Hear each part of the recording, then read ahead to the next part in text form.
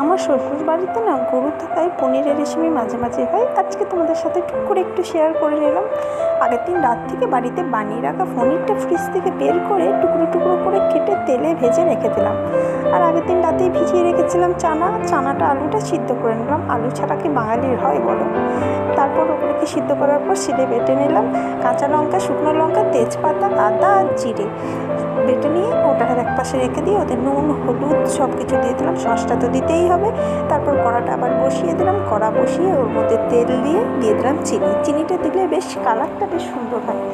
একটু গরম মশলা থাকলে তাতে দিলে আরও ভালো লাগে, কিন্তু আমার কাছে ছিল না।